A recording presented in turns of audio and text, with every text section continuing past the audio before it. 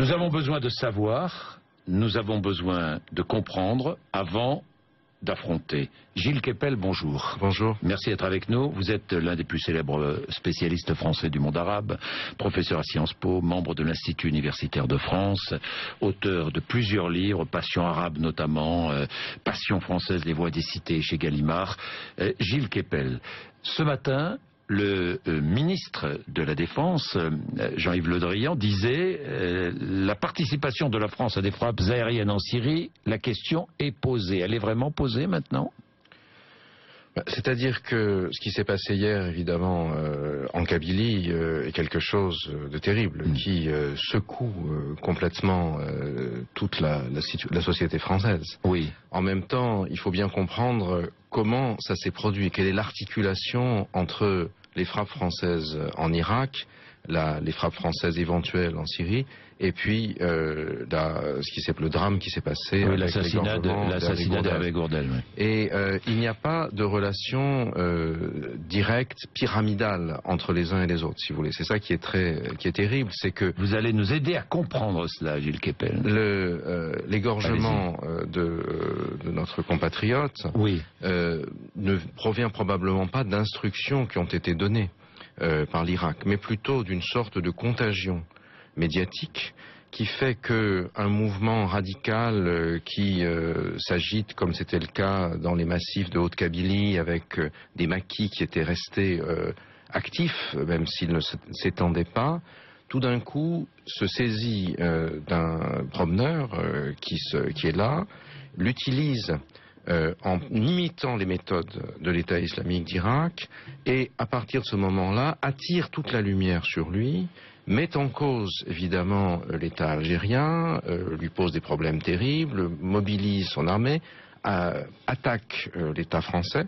Et ça, c'est le nouveau mode de fonctionnement des terroristes aujourd'hui djihadistes, qui n'est plus du tout le modèle d'Al-Qaïda. Vous aviez un modèle pyramidal, avec Ben Laden et Zawahiri qui donnaient des ordres, payaient des billets d'avion, des cours de pilotage, désignaient des cibles. Là, c'est plus ça.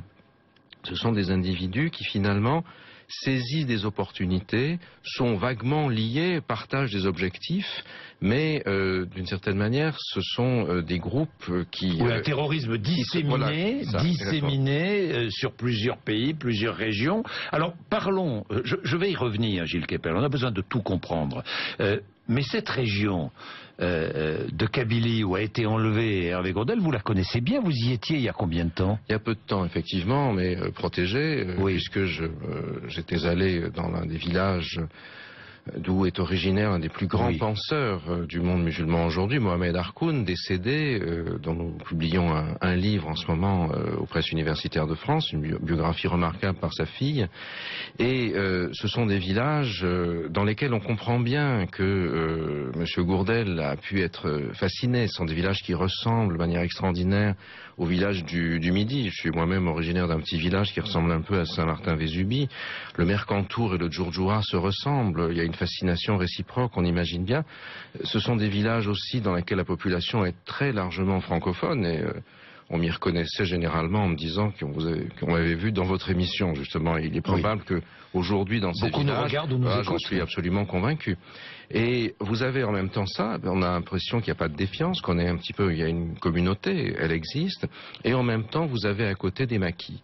Des maquis qui, dans une région qui est très difficile d'accès, qui sont hérités de l'ancienne Al-Qaïda au Maghreb islamique, qui sont allés en Irak, etc., qui profitent de cette situation particulière, d'inaccessibilité de la montagne, et qui là ont vu l'occasion tout d'un coup de monter en puissance d'une manière extraordinaire en envahissant la scène médiatique et par voie de conséquence en essayant de peser par là sur le pouvoir algérien et bien sûr sur le pouvoir français. Oui, et en montrant aussi une allégeance à ceux qui Vous dites Daesh ou vous dites l'État islamique? Plutôt Daesh, en fait. Plutôt Daesh. Quelle est la différence, d'ailleurs? Parce que, en fait, c'est une appellation, puisque dire l'État islamique, d'une certaine manière, c'est renforcer ce groupe dans sa prétention à être un État et à être islamique.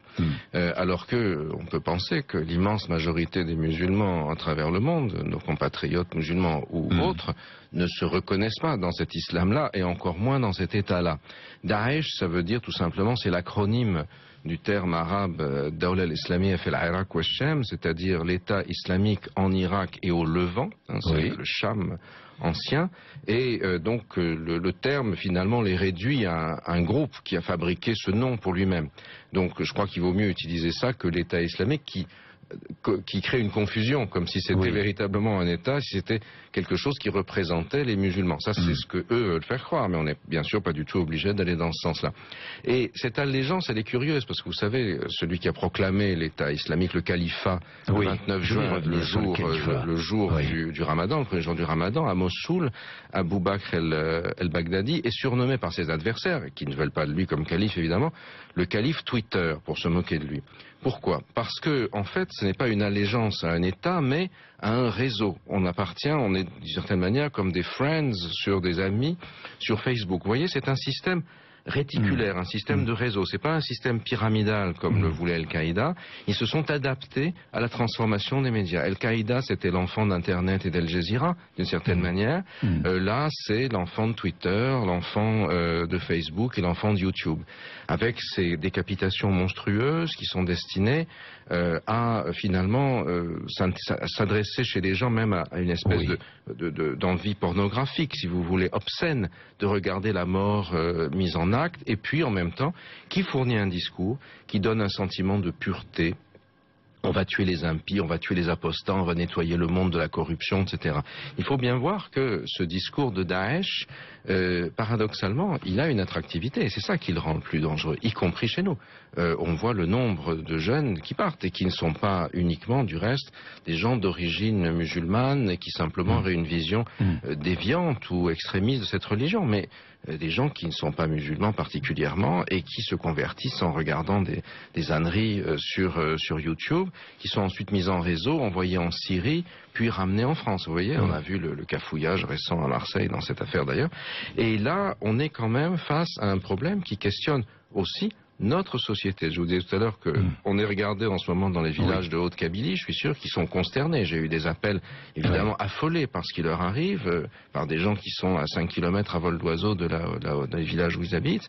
Et en même temps, ce sont des choses qui concernent en profondeur la société française, les sociétés européennes. Comment se fait-il qu'on n'ait pas réussi à maîtriser cette espèce de phénomène monstrueux qui est aussi le produit de la diffraction, de la fragmentation. L'attirance pour le monstre, qui a toujours existé, la fascination d'exister tout à coup, c'est ça. Ça, c'est un ressort de base, mais qui est le produit tout à fait typique de la manière dont aujourd'hui nous n'avons plus de repères, dont l'information est fragmentée, diffractée en petits morceaux. Et je crois qu'on est vraiment, si vous voulez, entre Daesh et l'état actuel de l'accès au numérique, il y a un lien de cause à effet, un lien indissoluble. Est-ce que chez ces terroristes algériens, il y a des Français, vous pensez ? Dans ces groupes des binationaux. Peut-être des binationaux. Écoutez, ça c'est tout à fait possible, parce que il y a quelque temps, j'étais en Tunisie, dans le sud tunisien, dans la ville de Sidi Bouzid, où la révolte a commencé, où Mohamed Bouazizi était immolé par le feu en décembre 2010, et par hasard, je suis tombé devant l'une des mosquées principales sur le chef du groupe Ansar al-Sharia, qui est Bouayad Tonsi, qui est un type qui a fui en Libye, qui est recherché partout. À l'époque, il n'était pas encore. Bon, et puis on a commencé à débattre, et tout d'un coup, derrière moi, quelqu'un s'est adressé à moi avec l'accent typique de parler de la banlieue, du 9-3. Il a dit « Ah, monsieur Keppel, on s'est déjà rencontrés ». Et c'était l'un de ses gardes du corps qui, lui, était d'origine tunisienne et en même temps socialisé ici, si vous voulez. Et vous avez des allers-retours permanents entre les univers. Il n'y a plus de frontières, de porosité.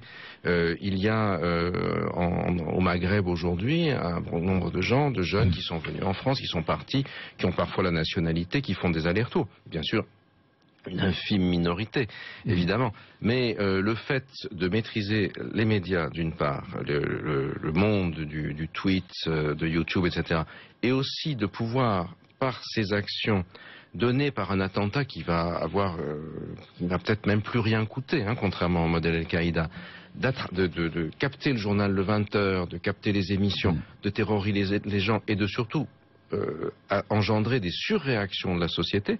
Ça, c'est le projet de ce phénomène. Beaucoup de gens disent on ne connaît pas, l'État islamique, on découvre.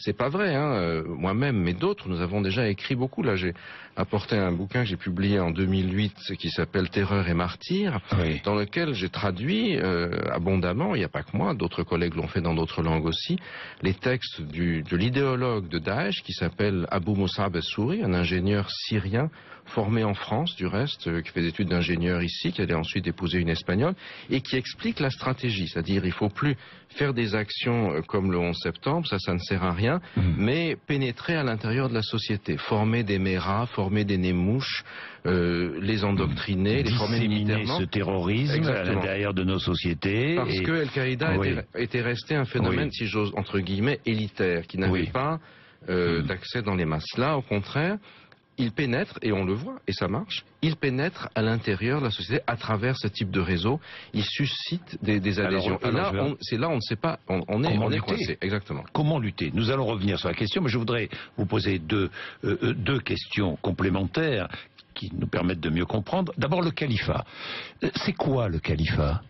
Alors, en termes absolus, dans la notion islamique du monde, le calife, c'est celui, en arabe, ça veut dire celui qui vient après, c'est-à-dire celui qui fait suite au prophète Mohammed après sa mort et qui gouverne à sa manière, en s'inspirant des textes sacrés de la religion et qui est donc censé, de ce fait-là, mettre en œuvre une société toute de justice et d'obéissance aux textes sacrés. Mais bien sûr, tout dépend de l'interprétation. Tout dépend de qui dit qu'il est calife ou pas, et sans vouloir être trivial, à partir du calife, vous avez quelqu'un qui veut être calife à la place du calife. Si vous voulez, c'est le théorème d'Isnogoud, comme diraient les auteurs de bande dessinée. Et à partir du moment où quelqu'un se proclame calife, les autres disent non. Alors ce qui est très frappant dans l'affaire de Mossoul, c'est que, vous vous souvenez, que 49 diplomates turcs avaient été pris en otage. Au départ, ils viennent d'être libérés, fort heureusement. Et le califat bidon de Abou Bakr el-Baghdadi s'était installé dans les locaux de ce consulat turc, en ayant amené le drapeau de la Turquie et remplacé, mais à la place, ce drapeau, leur drapeau noir avec dessus la confession de foi musulmane, La ilaha illallah, Muhammad Rasulallah, c'est-à-dire il n'y a de Dieu qu'Allah et Mohammed et son envoyé. Or, les Turcs, ce sont les héritiers, si vous voulez, de l'ancien califat, du dernier califat qui restait dans le monde, c'est-à-dire le califat ottoman d'Istanbul, qui a disparu après la guerre de 14 en 1924. Et donc, pourquoi s'emparer de l'immeuble turc, le consulat turc qui est devenu un peu l'Élysée, entre guillemets, hein, de ce califat à Twitter? Parce que on disait, un siècle après, puisqu'on commémore la Première Guerre mondiale aujourd'hui, c'est ça qui a amené la chute du califat ottoman, puisque les Ottomans étaient alliés avec la Prusse et l'Autriche-Hongrie à l'époque, donc ont été dépecés après la Première Guerre mondiale. On amène ça, et nous sommes les héritiers. C'était un geste symbolique. On s'empare d'un bâtiment turc, héritier lui-même du califat ottoman, et on remet le drapeau, on dit nous sommes les véritables héritiers, on est en train de changer le monde. On va détruire un monde qui a été basé sur l'injustice européenne. Ce sont les accords Sykes-Picot qui ont divisé les parties arabes du monde ottoman dans des frontières qui étaient restées, pour le meilleur et pour le pire, généralement pour le pire, il faut bien le dire, relativement stable jusqu'alors, vous voyez. Or, aujourd'hui, au Moyen-Orient, on n'a plus de frontières. Moi, je suis incapable, si vous me posez la question, de vous dire l'année prochaine combien il y aura de Syrie, combien il y aura d'Irak, si on aura un État kurde qui aura renforcé ses frontières ou non, vous voyez. Et cette espèce d'immense chaos de tectonique des plaques aujourd'hui a des influences partout. Elle nous touche en particulier, non seulement à travers notre opération militaire, mais à travers la Libye. Le chaos libyen, j'étais au Maghreb, enfin en Tunisie, en Algérie et au Maroc, là dans les semaines qui viennent de s'écouler, et j'ai vu de nombreux responsables, aussi des intellectuels et autres. Il y a une très grande inquiétude par rapport à la contamination qui vient de là. Alors, c'est là où on a besoin de comprendre pourquoi nous intervenons militairement, d'une manière aérienne seulement, sans envoyer le moindre soldat au sol. D'ailleurs, nous faisons des guerres sans vouloir perdre un seul soldat aujourd'hui. Hein, c'est l'opinion publique qui commande, en quelque sorte. Mais Gilles Kepel, ces interventions militaires et aériennes, elles sont franchement utiles ou pas? Alors, il y a d'abord la dimension humanitaire, si vous voulez, qui a précipité, je crois, les décisions d'intervention. Regardez la Libye, nous avons l'exemple libyen. Est-ce qu'il est transposable à l'Irak? Alors, la Libye a été un échec très important, puisque l'opération militaire a abouti à l'élimination d'un monstre qui était le colonel Kadhafi, et on ne peut pas dire qu'il ne fallait pas le faire. Si vous voulez, moi, je me souviens être allé en Libye quand Kadhafi était encore vivant, et j'étais à Tripoli, qu'il avait quitté, et un monsieur était venu nous parler et avait dit, voilà, je suis monté sur le toit de mon immeuble à Benghazi, j'ai vu arriver la colonne de chars de Kadhafi qui avançait dans le désert, on savait ce qui allait nous arriver, on allait tous se faire massacrer, nos femmes et nos filles violées, etc. C'est un homme très pieux, j'ai levé les yeux au ciel et j'ai vu quelque chose qui brillait dans le ciel. C'était les Rafales français, et en quelques secondes, cette colonne de poussière était transformée, ce nuage de poussière, en une colonne de feu, et merci la France.